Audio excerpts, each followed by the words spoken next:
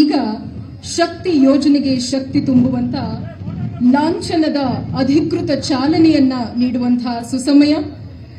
ಶಕ್ತಿ ಯೋಜನೆಯ ಲೋಗೋ ಬಿಡುಗಡೆಯನ್ನ ಮಾಡಬೇಕು, ಅಧಿಕೃತ ವಿದ್ಯುಕ್ತ ಚಾಲನೆಯನ್ನ ನೀಡಬೇಕು.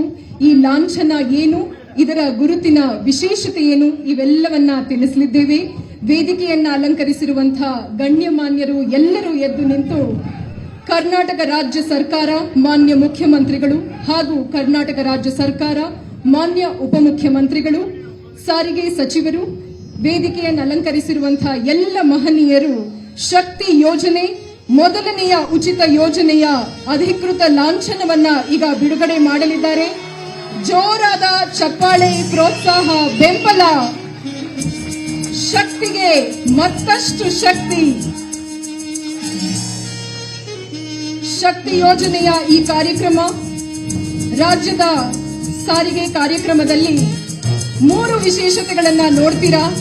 ಬಣ್ಣಗಳ ಅನಾವರಣವನ್ನ ನೋಡ್ತೀರಾ. ಬಣ್ಣಗಳಿಗೆ ಒಂದು ವೈಶಿಷ್ಟ್ಯತೆ ಇದೆ, ಒಂದು ಪ್ರಾಧಾನ್ಯತೆ ಇದೆ.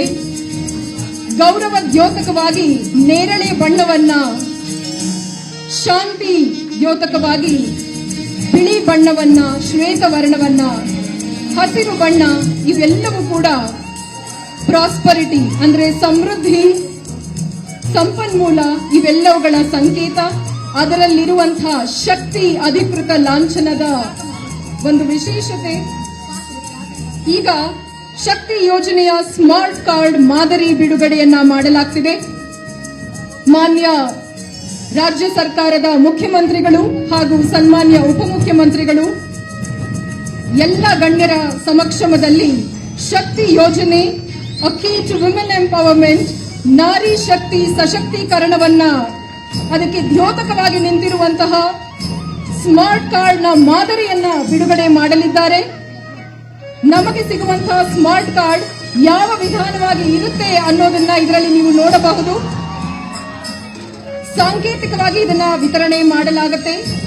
ಬಸ್ಸುಗಳಲ್ಲಿ ಮಹಿಳೆಯರಿಗೆ ಉಚಿತ ಪ್ರಯಾಣದ ಸ್ಟಿಕ್ಕರ್ನ ಕೂಡ ಬಿಡುಗಡೆ ಮಾಡ್ತೀವಿ. ಶಕ್ತಿ ಯೋಜನೆಯ ಸ್ಟಿಕ್ಕರ್ ಗುಲಾಬಿ ಬಣ್ಣದ್ದಾಗಿರುತ್ತೆ. ಸ್ಟಿಕ್ಕರ್ನ ಬಿಡುಗಡೆ ಕೂಡ ಇಂದು ಇಲ್ಲಿ ಮಾಡಲಾಗ್ತಾ ಇದೆ.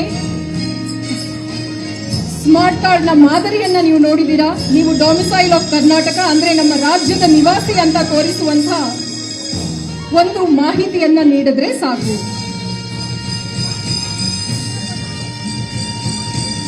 ಸ್ಮಾರ್ಟ್ ಕಾರ್ಡ್ ನ ಮಾದರಿ ಸ್ಟಿಕ್ಕರ್ನ ಬಿಡುಗಡೆ ಮಾಡಲಿದ್ದೇವೆ. ಉಚಿತ ಪ್ರಯಾಣದ